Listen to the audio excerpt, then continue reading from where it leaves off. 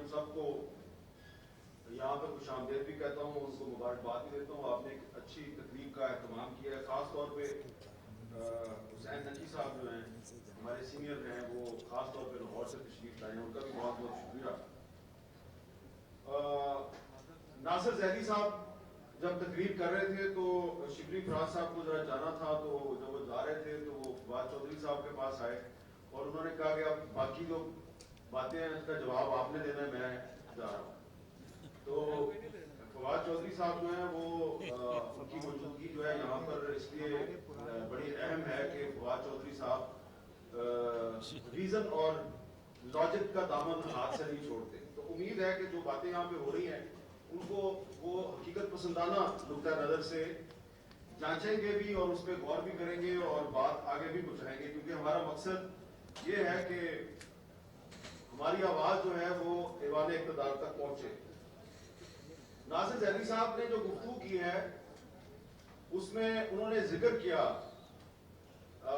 کہ P if you جے کے اندر بھی کچھ گروپنگ ہے، اور یہ سب سے پہلے فرید اللہ بابر صاحب جو ہیں وہ اس کی نشاندہی کر کے چلے گئے.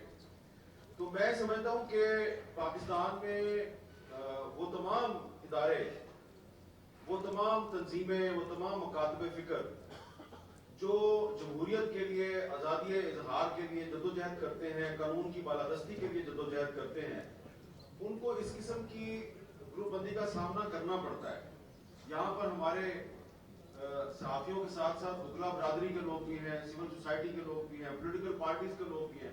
ان سے زیادہ بہتر کون جانتا ہے؟ آپ دیکھیں گے جو اس وقت ہماری حکمران جماعتیں ہیں ان کے اندر بھی گروپ بنے ہوئے ہیں. کسی نے کوئی نظریاتی گروپ بنایا ہوا ہے، کسی نے شہید کے نام سے کوئی گروپ بنایا ہوا ہے. تو اسی طرح ہمارے اندر بھی گروپ ہے. تو لیکن ہم اس طریقے سے ایک دوسرے کے ساتھ نہیں لڑتے جس طرح پی ڈی ایم آپس میں آج کل لڑ رہی ہے. اللہ تعالیٰ ہمیں اس صورتحال سے بچائے جس صورتحال سے پی ڈی ایم دو چار ہو گئی کل. اللہ تعالیٰ ان کے بھی مسائل حل کرے، پاکستان کے بھی مسائل حل کرے. برا نہ بنائیے گا میری بات کا، لیکن کیونکہ فرید اللہ بابر صاحب نے سب سے پہلے ہمارے اندرونی اختلافات کی بات کی جو ایک حقیقت ہے اور اس سے ہم انکار نہیں کرتے، تو اس لیے صحافی کا کام ہوتا ہے فوری طور پہ جواب دینا. میں بھی جواب دے کے آپ کو بتا رہا ہوں کہ اگر ہمارے اندر مسئلہ ہے تو آپ کے اندر تو ہم سے بھی زیادہ ہے. تو اللہ ہمارا بھی مسئلہ حل کرے، آپ کا بھی مسئلہ حل کرے. دوسری بات یہاں پر ہوئی کہ پہلے دشمن جو تھا آزادی اظہار کا وہ معلوم تھا، اب نامعلوم ہے. بڑے احترام سے میں اس سے اتفاق نہیں کرتا. نامعلوم افراد تو ضرور استعمال کیے جاتے ہیں مطیع اللہ جان کو اغوا کرنے کے لیے، لیکن ہمیں سب پتا ہے کہ یہ جو نامعلوم ہے یہ بھی معلوم ہے، نام تک کا پتا ہوتا ہے. اسی طرح ہمارا ایک ساتھی تھا عمران سید، اس کو کراچی میں اغوا کیا گیا، تو اس کے بارے میں بھی یہی کہا گیا کہ جی نامعلوم افراد نے اس کو اغوا کر لیا. اس وقت بھی ہمیں پتا تھا کہ وہ نامعلوم نہیں ہے، وہ معلوم ہے. یہاں پر وہ ایشو آتا ہے جس کا ذکر زیدی صاحب نے کیا ہے کہ جب مطیع اللہ جان یا عمران سید جو ہے ان کو اغوا کیا جاتا ہے تو اس میں اگر سیاسی حکومت ملوث نہیں ہے اور کچھ غیر سیاسی لوگ ملوث ہیں تو ہمارے پاس تو ان کے نام ہوتے ہیں، لیکن ہمارے جو ادارے ہیں، ان کی جو مینجمنٹ ہے، جو مالکان ہیں، وہ اپنے آپ کو اس قابل نہیں پاتے کہ ان ناموں کو وہ ڈسکلوز کر سکے. لہذا پبلک کے لیے وہ نامعلوم رہتے ہیں، ہمارے لیے وہ نامعلوم نہیں ہے. یہاں پر بہت سی باتیں ہوں گی. فواد چودھری صاحب اس کا جواب دیں گے، احسن اقبال صاحب بھی موجود ہیں، رضا ربانی صاحب بھی موجود ہیں. یہ جو آج کرائسس ہے میڈیا میں، اس کا آغاز اس دور حکومت میں نہیں ہوا. اس کا آغاز پچھلے کچھ سال میں ہوا، جیسا کہ زیدی صاحب نے بھی آپ کو بتایا کہ جو واجبات ہیں یہ تقریباً 6 ارب روپے کے قریب ہیں اور یہ 5 سال سے یہ واجب الادا ہے.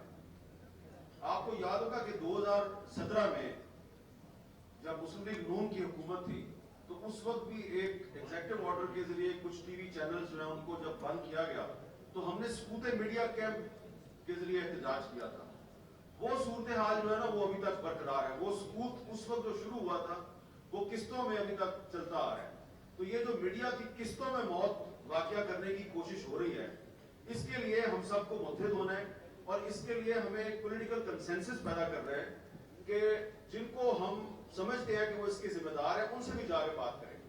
اور اسی لیے زیدی صاحب نے لانگ مارچ کا اعلان کیا ہے اور یہ جو لانگ مارچ ہے یہ کوئٹہ سے شروع ہوگا اور جب کراچی پہنچے گا تو وہاں پر سندھ گورنمنٹ کے ساتھ بھی بات کی جائے گی. یہ مت سمجھے رضا ربانی صاحب کہ مسئلہ صرف فیڈرل گورنمنٹ کے ساتھ ہے, مسئلہ سندھ گورنمنٹ کے ساتھ ہے, صوبائی حکومتوں کے ساتھ بھی ہے, کیونکہ سندھ میں بھی ہمارے جو بہت سے صحافی ساتھی ہیں وہاں پر بھی ان کے خلاف جب وہ سچ لکھتے ہیں تو ان کے خلاف دہشت گردی کے مقدمے قائم کر دیے جاتے ہیں. اس وقت بھی میرے پاس کچھ نام موجود ہیں. کل بھی ایک صحافی کے خلاف وہاں پر ایک ناجائز مقدمہ سندھ پولیس نے درج کیا ہے.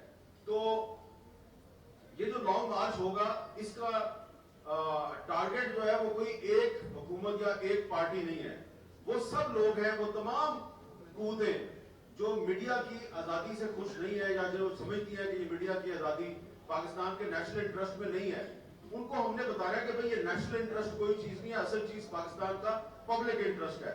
پاکستان کی پبلک کا جو مفاد ہے وہی ہمارا اصل میں نیشنل انٹرسٹ ہے.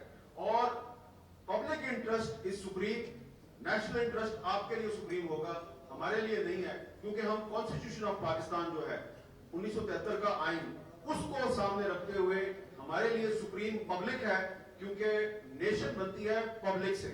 تو جب پبلک کا مفاد جو ہے وہ اوپر آئے گا تو پبلک کا مفاد جو ہے وہی نیشنل انٹرسٹ ہے. یہاں پر یہ بھی میں آپ کو بتانا چاہتا ہوں کہ سینسرشپ کی یہاں پہ بات ہو رہی تھی, تو یہ سینسرشپ بھی جو ہے یہ پچھلے 5-10 سال میں شروع نہیں ہوئی.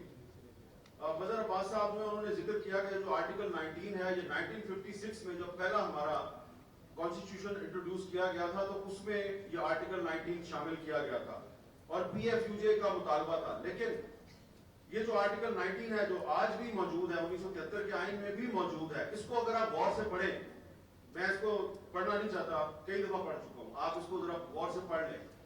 اس کے اندر 8-9 پابندیاں موجود ہیں, پریکاشنری میئرز کے نام پر, شرائط کے نام پر, اور اس میں ایک پابندی یہ بھی ہے کہ آپ کسی دوست ملک پر اگر تنقید کرتے ہیں تو اس پر بھی آپ کے خلاف کارروائی ہو سکتی ہے. اب مجھے آپ یہ بتائیے کہ کیا یہ آرٹیکل 19 جو ہے یہ آزادی اظہار کی ضمانت دے رہا ہے, کیا یہ آزادی اظہار کا تحفظ کر رہا ہے یا آپ سے آزادی اظہار چھین رہا ہے؟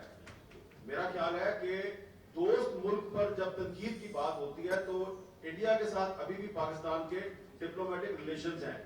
تو ابھی آپ نے ریسنٹلی ایک ان کے ساتھ سیز فائر معاہدہ کر لیا ہے. آنے والے دنوں میں اگر آپ کے معاملات مزید آگے چلتے ہیں اور کوئی آدمی جو ہے وہ اس پہ تنقید کر دیتا ہے تو آپ اس پر بھی کارروائی کر سکتے ہیں. کوئی امریکہ پر تنقید کر دے, کوئی سعودی عرب پہ تنقید کر دے تو آپ اس کے خلاف بھی کارروائی کر سکتے ہیں, اور ایسے واقعات ہوئے ہیں.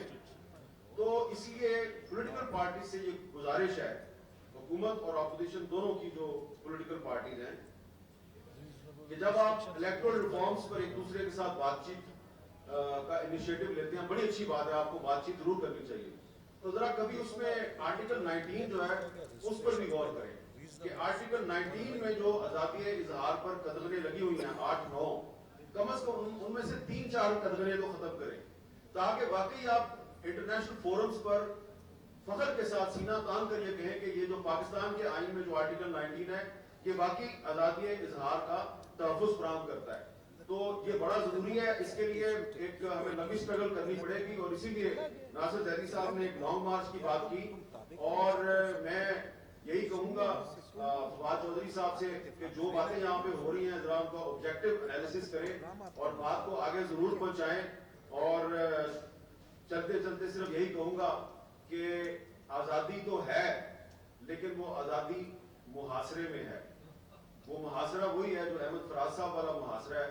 تو محاصرے کے اندر ہم آزادی جو ہے کر رہے ہیں, گزارش صرف اتنی ہے کہ برائے کرم محاصرہ ختم کر دیں. بہت بہت شکریہ. بہت شکریہ میر صاحب. آج اس موقع پر ہم ایک بہت ہی توانا آواز کی کمی محسوس کر رہے ہیں جو کہ ہماری تحریک میں ہمیشہ سب سے آگے رہی. ہماری